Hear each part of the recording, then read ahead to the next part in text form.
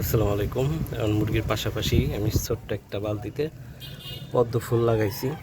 এই যে দেখতে পাচ্ছেন, ওদেরকে যে খাবার দিছি, খাবার খাচ্ছে। এর ভিতরে যে বালতির ভিতরে পদ্ম ফুলের চারা, এর ভিতরে 4টা গাপ্পি মাছ ছেড়ে দিছি যেন মশা টশা না থাকে। এই যে দেখতে পাচ্ছেন এরা কত সুন্দর করে খাচ্ছে। এই হচ্ছে আমার সেট আপটা। আর এখানে শশা গাছ লাগাইছি। এখন মুরগি ছেড়ে দিব। ভয় হচ্ছে যে ওই জায়গায় যে মাছগুলোকে মুরগিতে না খেয়ে ফেলে।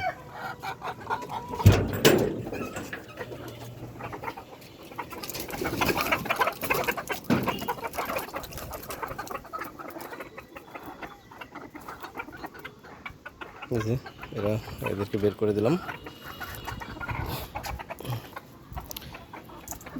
তো এরা হাঁটাচলা করে খাবে, শশা গাছের চারা যেন না খেয়ে ফেলে।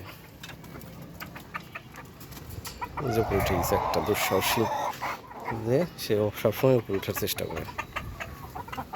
শশা এখানে লাগাইছি, ওইখানে আছে। শশার পাতা খেয়ে ফেললে আর কি গাছটা মারা যাবে।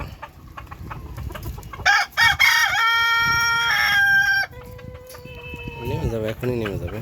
এদেরকে বাদাম, এই যে বাদাম ছোলা, এদেরকে বাদাম খাওয়ালে পরে খাবে। বাদামও খাচ্ছে।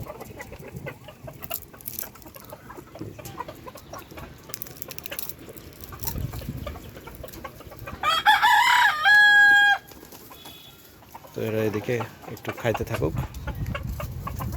পাতা যেন না খেয়ে ফেলে, এটাই ভাবতেছি।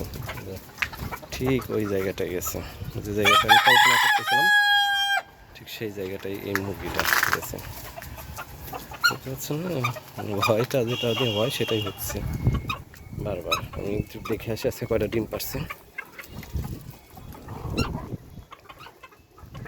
তারপরে এদেরকে খাবার দিয়ে দেবো। আজকে পানি বদলাইতে হবে। বেশ কিছুদিন ধরে আমি এখানে একটা,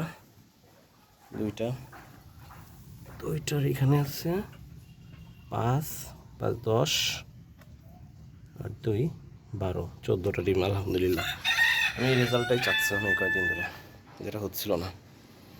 পানি পাল্টাবো, এই বালতিটা আউট করে দেবো, শুধুমাত্র এইটা আর এইটাতে পানি থাকবে। আমি বালতিটা আউট করে দেবো, এই গাবলাটা আউট করে দিব, কারণ এই পানিটা নোংরা হয়ে যায় বারবার। এটা আউট করে দিব। তো সবাই ভালো থাকবেন আর আমার জন্য দোয়া করবেন। আল্লাহ হাফেজ। পরবর্তী আপডেট নেক্সট ভিডিও দিব। আর ভিডিও পেতে অবশ্যই লাইক করবেন, শেয়ার করবেন, আমার চ্যানেলটা সাবস্ক্রাইব করবেন। ওই দেখেন একটা উপরে উঠে গেছে, ওই যে দেখা যাচ্ছে মোরগ। সব ভালো থাকবেন, আল্লাহ হাফেজ। দোয়েল পাখি আসছিস, যাইতে যাবো। দোয়েল পাখি আর হচ্ছে শালিক, দোয়েল পাখি আর ওইটা হলো বুলবুলি পাখি। আসছে হয়তো বা কিছু একটা খাওয়ার জন্য। কেটে দেওয়ার শেষ মুহূর্তে হয়েছে, দোয়েল পাখি উড়ে যাচ্ছে। হয়তো বা কোনো একটা পোকা দেখছে।